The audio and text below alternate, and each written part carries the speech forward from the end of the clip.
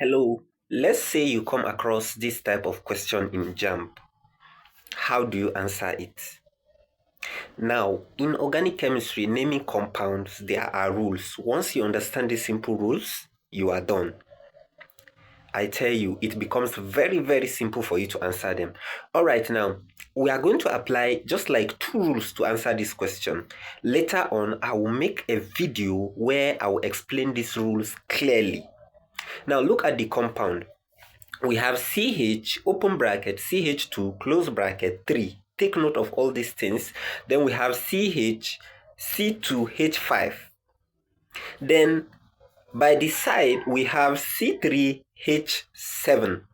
Now, one of the rules in naming organic compounds is that you should identify the longest carbon chain. This is the first thing because that will give you the parent name of the compound. Let's look at this now. What does this bracket mean? It means that there are CH2, about 3, within this chain. So instead of them to write CH3, CH2, CH2, CH2 in 3 places is a way of writing a formula to just condense it so that you don't have to write in a large space. I hope this is clear. Sorry about this. Let me quickly put my phone on flight mode to avoid distractions. Sorry about that, please. Good. So we are here. Now, that is how you identify the parent name. Once you get the parent name, you now go and find the name of the substituent. Then you name it. It is as simple as that. If there is anything as simple that is simple in organic chemistry, is naming. It's just that maybe you don't know the rules. That's what will make it appear difficult or hard. Now, let's look at this very quickly. Let's identify the longest carbon chain. Now, the longest carbon chain can go any direction. It can even go up, go like this. It can go this way, go any way it can go. But the goal is that identify the chain where you have more number of carbons. All right, now count with me. I'm going to count. If I count, I'm going to show you how we are going to now name this compound very briefly. So obviously, if you count in the direction, let's say you count from CH3, that's the one at the bottom. Okay, let's count in that direction. So you already have 3 carbons at the bottom. You have 1 carbon. If you go this way, you have 2 carbons. So that will give you 6 in total. 6 in total. Now, if I decide to go this way, I will have 7 in total. I don't know if you are following what let me explain again, please. All right, or let me just name this. I will make another video where I will make it more clearer. Please just look at this now. So the longest carbon chain obviously is the one we have there, right? Straight. So let's consider the CH3H7 as the substituent name. So at that point, we always start counting so that the carbon having the substituent have a smaller number. This is what I mean. If we count from this end, the CH2, so we have 2 carbons there already, so the next carbon will be 3. Do you see that? Which is the one carrying the substituent. Now we continue 4, 5, 6. Then the last carbon here is 7. Remember, we don't count hydrogens, only carbons are our main focus. Yes. So if we go by that way, now we have 7 carbon chain. The long chain is 7 carbon. Then the substituent. Now remember, 3 carbon member is called propane. Propane. 1 carbon is what? Methane. 2, yes, ethane. 3, propane. 4, butane. 5, pentane. 6, hexane. 7, heptane. In that order. I hope you know all this. Octane, nonane, decane. I hope you know all these things. So those are parent names. Now, let's now look at, if we consider the straight chain as the longest carbon chain, now you will see that at carbon number 3, because we have 2 carbons, the next carbon carrying the substituent is the 3rd carbon. That means that's where the substituent is attached. And the substituent, instead of saying propane, will now be propyl because it has lost one of its hydrogen due to bonding. So if we are to name this compound now, it will be propyl at carbon number 3 on heptane chain. That's just it. All the names are descriptive in nature. They are descriptive in nature. So we have propyl at carbon number 3 on heptane because it's 7-membered ring. And this makes the answer D to be correct. Let me explain this again. You must get this naming. I tell you, this evening I was shocked to observe that in all these questions I'm going to treat today, they are from 1 year JAMB, and the questions are many. I just observed that JAMB asks even up to 10 organic chemistry questions in just 1 year. Look at this.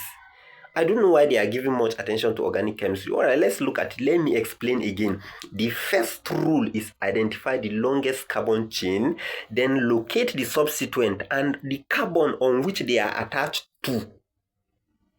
Then after that, know the names of the substituents. If I were you, I'll first identify the longest carbon chain. I'll write heptane somewhere. I'll identify the carbon where the substituent is attached to and write it, and that's carbon number 3. I said always count so that the carbon carrying the substituent would have the lower number. Now look at, if we count this way, the carbon carrying the substituent will be 5 because we have 1. Here we have 3 already because it's in brackets. Then we have 3. So 3, 1. Then the carbon will be 5th carbon. So it cannot be 5-methyl. No, the number is too big. Instead, count this way so that the number will be small. So that we have 3-propyl. So the name of the compound is 3-propyl heptane. Let's go to another question. Yes, look at this question. All these questions are from 1 year, 2018. Now, look at this. It says, which of the following is used as a fuel in miners' lamp? You know miners, those that used to go underground to dig gold, to dig all manner of minerals underground. You know that you cannot take electricity there. So they use specialized lamps. So what do they use as fuel? A, ethanol, B, ethane, C, ethene, D, ethane. And the correct answer is B, which is ethane. Miners' lamp use ethane, also known as acetylene, as fuel. These lamps work by reacting with calcium carbide with water to produce ethane gas, which burns with a bright flame. So it provides light enough for them to see what they are digging and what they are. Please note this. This is what they use as fuel in their lamps. Don't be surprised to see this question this year. Next. Benzene reacts with hydrogen in the presence of nickel catalyst at 180 degrees to give what? Now, there are reactions in organic chemistry. God, I don't know if I will have time, because these days I feel also if I'm going topic by topic, it's time taking. So I'm looking at the way we speed up because there is no time. Now, there is what we call addition reaction. There is what we call substitution reaction. In addition reaction, all unsaturated organic compounds undergo addition reaction. Addition reaction means I am lacking already. So when you give me, I will add to it. That's addition. I'm lacking. And unsaturated compounds, they have double bond or triple bond. You know this. Any compound that does not have double or triple bond is saturated, which means they have carbon to carbon single bonds. I hope you did not forget this. I'm taking time to explain this so that you will remember. So, in case you come across a question under saturated and unsaturated, you should be able to know this. Before I can, substitution means I have something, but you give me another one. I will now replace, I will remove one and accept another. That's substitution. This is English. So compounds that are saturated are the type that can undergo substitution reaction. Oh my God. I wish I have an example here to show, but no problem, no problem. I hope you understand. I want to be as clear as possible, and I want to be able to touch other parts so that you will be conversant with these things in case JAMB decide to just shift a little and bring question in that direction. So please, substitution reaction, addition reaction are types of reactions that organic compounds undergo. But saturated compounds undergo substitution. Because I'm saturated already, I'm satisfied. So if you want to give me anything, I will only remove something because I cannot carry more than what I can carry. So I may only remove another thing and replace it with what you are giving me. So that's substitution. But addition means I'm lacking already. I'm not satisfied already, and you are giving me. Am I going to release another thing? No, I'm going to add. That's addition. This is exactly the question they are asking us here. That's why I'm taking my time to explain. Now, we know that benzene has carbon-to-carbon double bond. Please, know this benzene very well. There are many questions around benzene.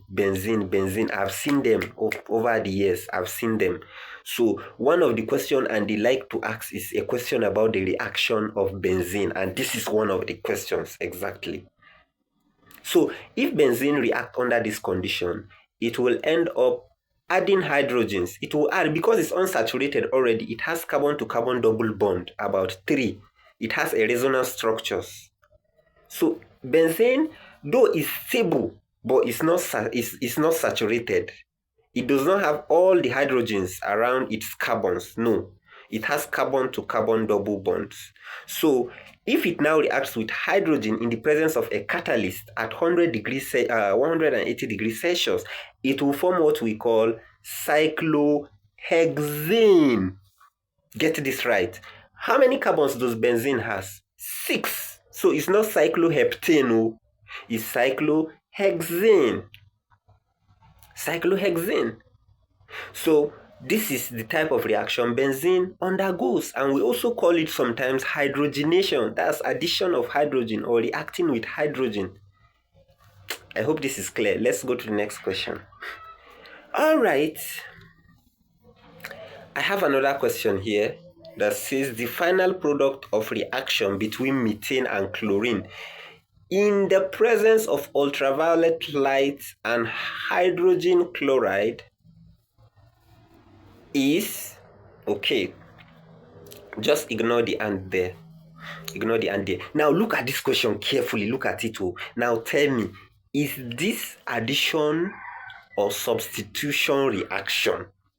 You know methane? CH what? 4, correct?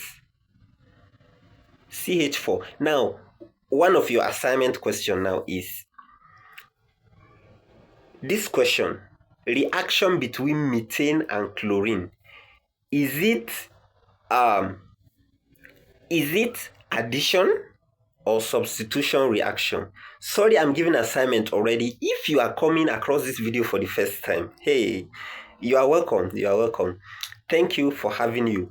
I have a group of students that I'm coaching, I'm training them, as in I'm preparing them all round for JAMB this year. My goal is for each and every one of them that is serious, committed, and is willing to make sacrifice to learn, to emerge with nothing less than 250. I want them to have 250, 300, 350, and so on. That's the goal. I have a WhatsApp group. We do several things, mental drills, we do assignments, quizzes, and so on and so forth. So if you are coming across this video for the first time, you know I'm talking about assignment. I'm talking to my students already, but you can be part of us if you feel you are such a student that can be dedicated and committed. I'm not after crowd.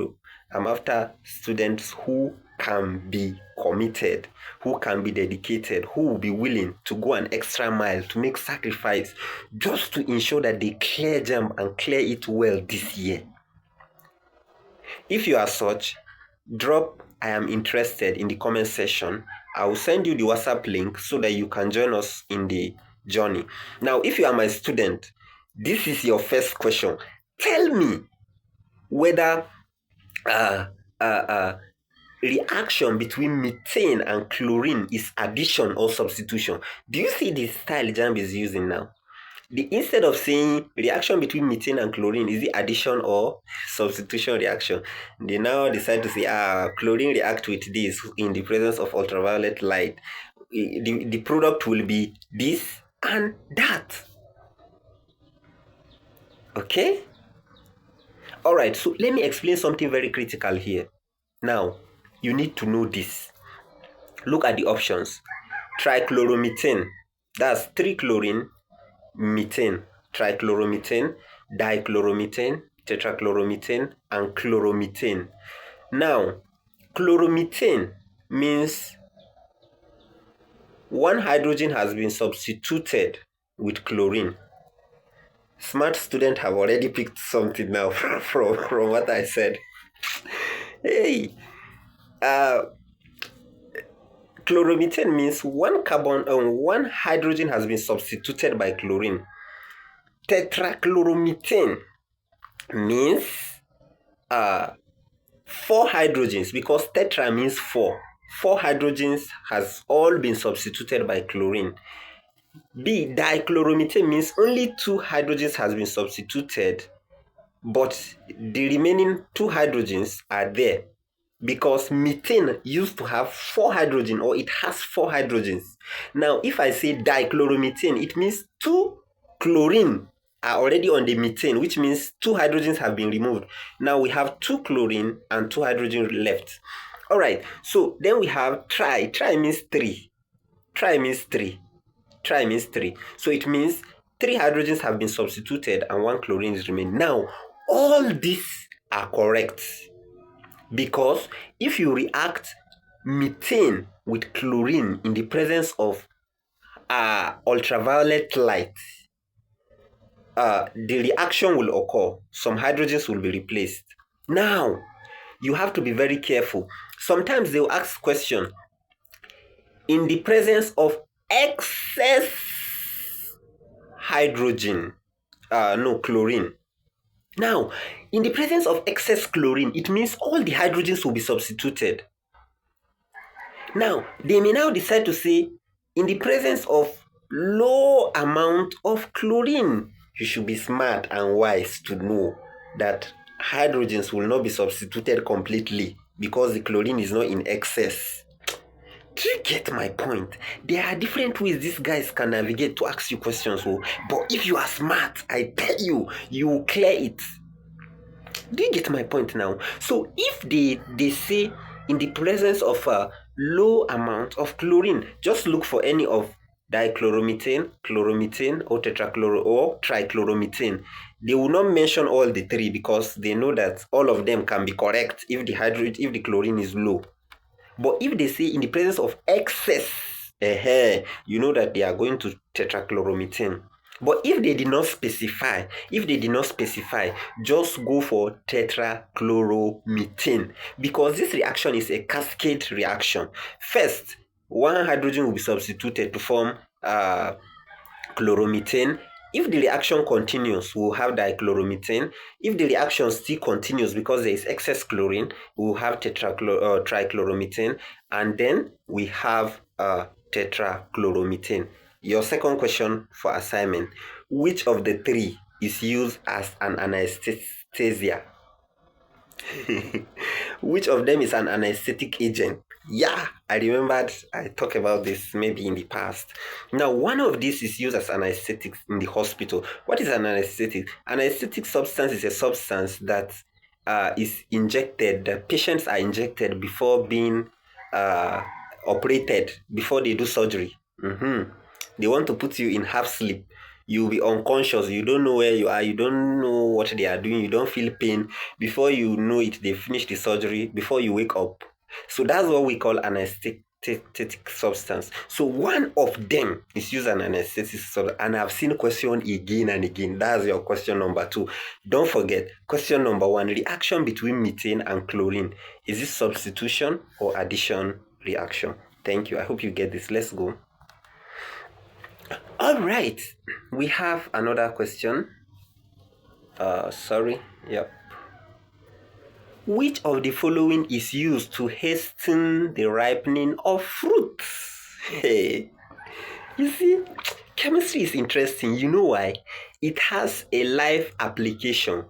How many of you don't know that there is chemical they used to put on fruits to make them ripe faster? You know, it's a popular thing. Eh? So now they are asking which chemical is this? If you are, mango, tomatoes, bananas, they use this chemical sometimes. So this chemical is very hot. It is very hot. So it helps in carrying out various activities to hasten fruit ripening, changing the color, the texture, the sugar content, and making the fruit softer. So this speed up the ripening process.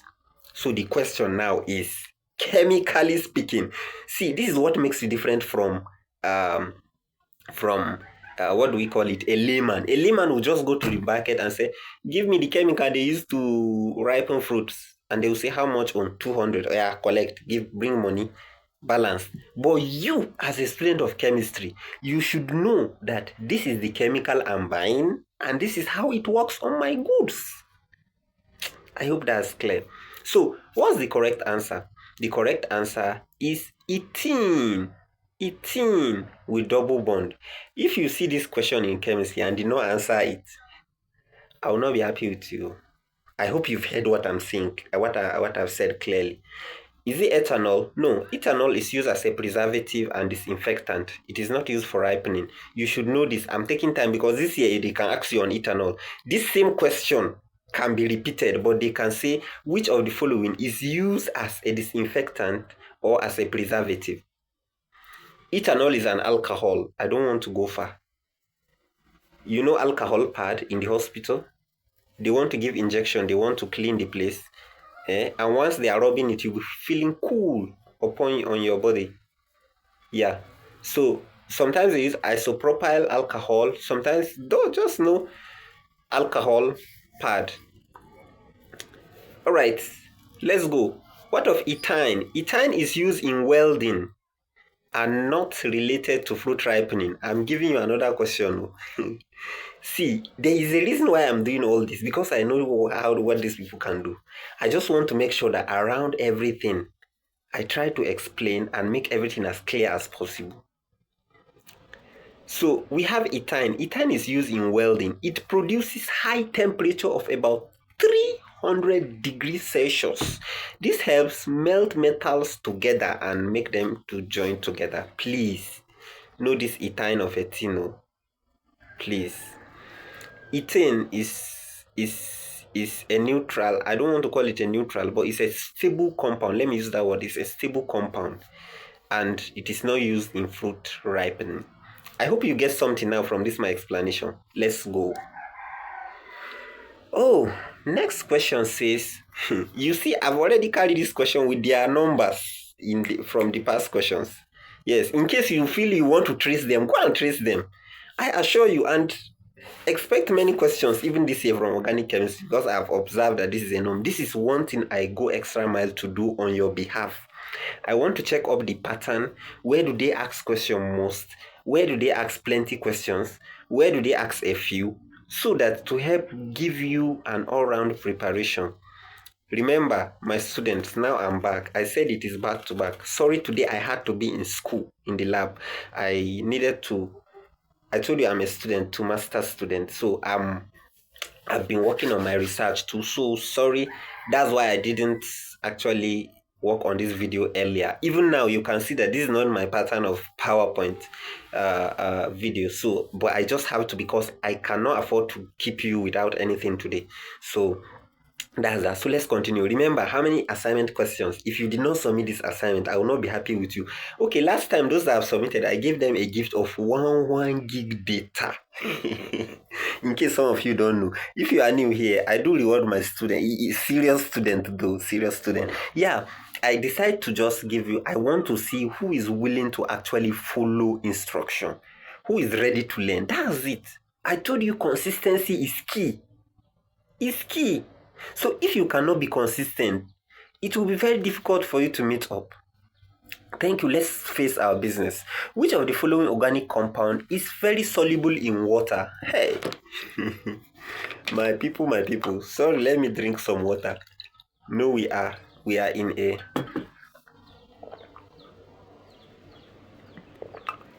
Okay.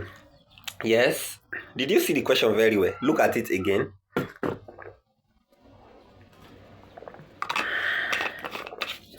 Look at the question again. Which of the following organic compound is very soluble in water? Now, I'll give you secret to solubility. Acids and bases are soluble in water. Yes. Now, organic acids and organic bases are also soluble in water. They may not dissolve completely, but partially, so they are still soluble. What is the code of knowing that this is an organic acid? An organic acid always have what we call carboxylic functional group. Carboxylic means it has COOH. Anywhere you see that is a symbol that this compound is acidic in nature. The last hydrogen is capable of dissociating. And we say acids are those that what? That dissociate to release what? Hydrogen what? Ion as only positive. I hope someone is following me. Why am I talking to myself alone? Hey. Alright, let me not go into that place. But know that COOH is acid functional group. What of base functional group? Base functional group has OH. And these bases, in organic chemistry, we call them alcohols. They are organic bases. Please note, even in inorganic chemistry, where we have things like sodium hydroxide, hydroxide is always what we use to know that this is a base. While hydrogen, like HCl, H2SO4, nitric acid, is the hydrogen we used to know that these are acids. If you don't know this before, I'm giving you a hint already. So, organic compounds that does not have this oxygen, hydrogen functional groups, most of them are insoluble in water. Because oxygen makes them soluble in water. Oxygen makes them polar in nature. Oxygen makes them water-loving, which is hydrophilic. Because it is able to form hydrogen bond, making them capable of dissolving. I hope someone is getting something. So now, from my explanation, look at these compounds. Which one do you think is soluble in water? A, of course, you are right. Now, whereas D also have oxygen moiety. The oxygen there is hidden, is embedded. Look at in between. It is in between two carbons. So that will block the oxygen from interacting with water. Hey, I hope you'll be able to answer this question. No? So the correct answer is A, which is acetic acid. It is able to dissolve in water. Second thing you must know about solubility. The longer and the complex the carbon chain, the lesser the solubility. I hope you get that. For example, methane has 1 carbon. Octane has 8 carbons. Which one? If we are talking about solubility now, for example, or let me use them as in their basic form or alcohol form. Let me say methanol and octanol. Which one do you think will be more soluble in water? Methanol, of course. Both of them are alcohols, but one has 8 carbon chain. And know that carbon alone is not soluble. It's that functional group that makes it soluble. And now the carbon chain. And now the carbon chain is too long and complex, making it less soluble. I hope you know that methane is even volatile. You know what we call volatile, right? That is, it can escape into air easily. Let me not go into that. All this, but I'm trying to bring some small things so that, yeah, you have a very good head on your shoulders. So you can carry plenty things. Please, if after watching this video something is not clear to you, come back and watch it. I have some smart students that went to playlists, as in they try to play all the physics videos I have posted. They try to play all the chemistry videos, all the biology videos, just to make sure that they have prepared themselves all around. God will bless these students. They are doing good. They are helping me. You know why? Because I have a goal. I want to have as many of you as possible to score high. So it will be a thing of joy. Let me tell you, in fact, okay, if you are my student, listen to me. There is going to be a gift. I have not announced this before, but I'm announcing it. The best 3 performing students from my group are going to receive a gift. I'm not going to say what it will be. Be ready. Work towards it. By the time you check your JAMB result, just snap it and send it to me. Let me collate and see who are the top, and they are going to get that gift. Thank you. Let's go. Yeah. Here we are again. Good. I think I should give you this question as assignment. Thank God. Thank God. This is your third question. Now, note that this question, I'm not expecting your answer to be A. Number 1 A, number 2 B, number 3 C. The first question I asked was either reaction between methane and chlorine is substitution or addition reaction. So you write number 1. If it is substitution, write substitution reaction. If it is addition, write addition reaction. Then number 2, I said which of the chloromethane, dichloromethane, trichloromethane, and tetrachloromethane is used as an anesthetic. Now, I just want you to write number 2. If it is chloromethane, just write chloromethane. Thank you. God bless you. Now, look at this question 43. I just explained everything about solubility. Thank God, you have even relieved me of stress. I don't need to answer this question. It's for you. This is your question number 3. I know some students will not be meticulous. Some, hey, if you didn't even answer my assignment, okay, let me not talk. Let me not say anything for now. But this is your third question. This is question number 3. All these are real JAMB questions. Now, let me explain it before I go away from here. Now, look at the correct order of increasing boiling point. Boiling point. I did not talk about boiling point too. Should I explain this? But once solubility is settled, you also know about boiling point. All right, boiling point of the following compounds. Then we have propanol, we have heptanol, and we have butane. Rather, I say heptanol, heptane. Then we have butane. Now, these are the 3 compounds. Now, they say increasing boiling point. Increasing. This must be ringing in your mind. Which means from the smaller boiling point to the higher boiling point. From the smaller boiling point to the higher boiling point. Is that clear? Now, if you know solubility and boiling point, they go to hand in hand. If something is soluble, which means it can boil faster. That's just what it means. So we have the order of arrangement. First of all, from their carbon chain self, you can tell which one will boil faster. But remember, we say increasing, so which means from smaller boiling point to the higher boiling point. Do you get it? Should I leave this question as assignment? Yay! All right, so let's go. Let's check it. Now, look at A. A says propanol will have low boiling point compared to butane, and butane will have lower boiling point compared to heptane. Yeah, is that correct? Okay.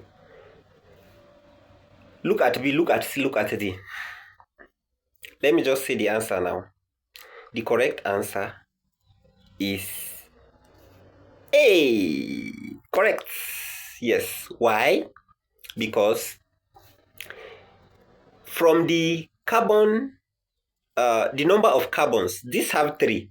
Whereas it has the ability to interact with hydrogen bond, to interact within itself. We are not talking about water here, so we are not talking about solubility.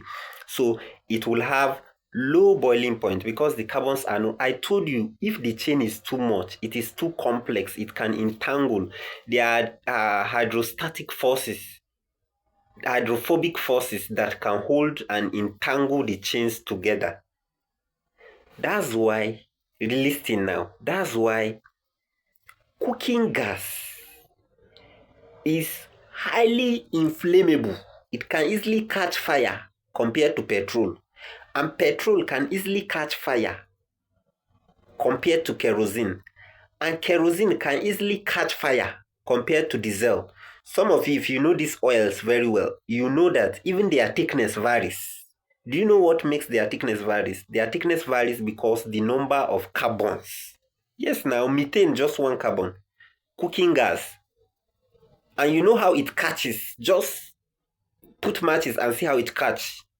Even if it is in air already, and that's why it is very dangerous. If your kitchen is enclosed, always when you are using gas, make your kitchen has a kind of ventilation so that in case your gas cylinder is leaking, air will be carrying it out. If not, by the time that is leaking and the gas is in the air, once you just light, even the one in the air will catch fire. So the room will just burst in fire completely. These are some of the challenges we have with it. So the A is the correct answer because we have low number of carbon chains. And the lower the number of carbon chains, A. I hope I'm correct. Yeah. We say increasing, sorry. So which means from the biggest to the smallest, right? No. From the smallest to the biggest. So which one has low boiling point? Low boiling point. Okay. Sorry. This is in the pattern I'm giving now. Is it increasing or decreasing? Let me not get you guys confused. So we are talking about increasing. So from low boiling point to high boiling point. So the ones with longest carbon chain will have high boiling point. So our answer is still correct. The boiling point of A is low, or the boiling point of propanol is lower compared to the boiling point of butane. So that is in increasing order. I don't want to stay long here. I hope my explanations are clear. Let's look at the next question. The next question says 2 hydrocarbons, X and Y, were treated with bromine water. X decolorizes the solution and Y did not. Which class of compounds does Y belongs? You see, this is reaction. I told you I've seen many questions under reactions. You have to know this addition, substitution, reaction. Now, this bromine water helps to detect whether a compound is saturated or unsaturated, and you have to know this. Please, let this be clear. Now, if a hydrocarbon decolorizes bromine water, it means it has undergone addition reaction. And which compounds do I say they do addition reaction? Unsaturated compounds. And what are unsaturated compounds? Alkynes and alkenes. Alkynes and alkenes. Those that have carbon to carbon double bond, they have the ability to decolorize bromine water because they can undergo addition reaction. See, get what I'm trying to say? Now they say X decolorizes bromine water, but Y did not, which means Y does not undergo addition reaction. So what is Y? Y is an alkane, or Y belongs to alkane family, because alkane families, they are saturated already. So why would they decolorize bromine water? I hope I try as much as possible to make this explanation clear. I hope it is. All right. So let's see what we have. I am already out of. All right. So let's continue right into the next question. So here we have another question that says, one of the major uses of alkene is production of, okay, A says as domestic and industrial fuel, B says in the hydrogenation of oil, C says in textile industry, and D says in the production of plastics. Of course, you know the correct answer here. The correct answer is as domestic and industrial fuels. We know methane is a fuel, ethane is a fuel, propane are used as fuels, some in jets, some in aeroplanes, different spacecraft. Some, we even use them in vehicles. Petrol, I hope you know, is under alkane family.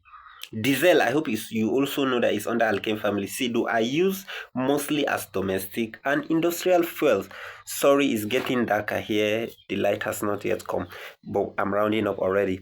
So the compound that is used as an anesthetic. Hey, I will not answer this question. I've answered it already. So you answer this question. I've answered it already. All right, this should be the last question now. All right, the haloalkanes used in dry cleaning industry are haloalkanes. So we have haloalkanes. Halo means from halogens. We know what halogens are. In the periodic table, they are chlorine family, group 7. The fluorine, chlorine, bromine, iodine, astatine. These are the halogen elements that are under halogen.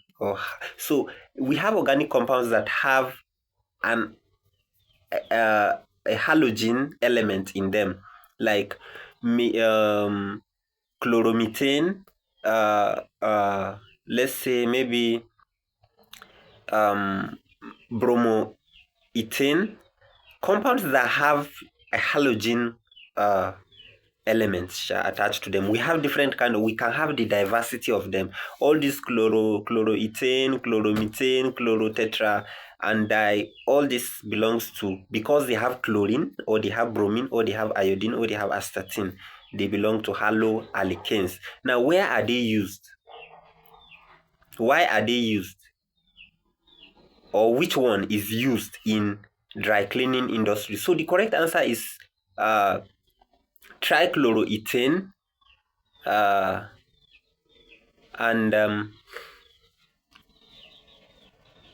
tetrachloroethane. Please, that should be which option now? Trichloroethane, tetrachloroethane. Is that C? No. Okay, I need to check this question because they say haloalkanes. Haloalkanes, and these two compounds are haloalkenes. I hope you notice that this is not haloalkane. Alkanes should be something like trichloromethane, not methane or ethene. I will check this question and get back to you. So I will drop it in the comment section. So just check it later in the comment section. I will need to check this. Maybe I miswrite it. Yeah, I miswrite it. Trichloromethane and tetrachloromethane. I think A, but let me verify, please. That's that. So this is the last question. We have come to the end. If you have learned something and have not yet followed, you have not liked, you have not commented, the first thing I would like you to do is follow. This will help many others see this. And I don't know, how do I teach? How is my teaching? Do you understand? Is it clear? Please, I need your feedback on the comment section. Now subscribe to this channel. I have many videos I have published already. You can have access to them. I have organized them in playlist: physics, chemistry, biology. Just check my channel and you will be able to have access to them. Thank you. Don't go without liking this. Like if you have learned something, drop your comment section. I just want to know how you are feeling, and immediately go and check other videos. You will see those that will be helpful to you. Thank you very, very much.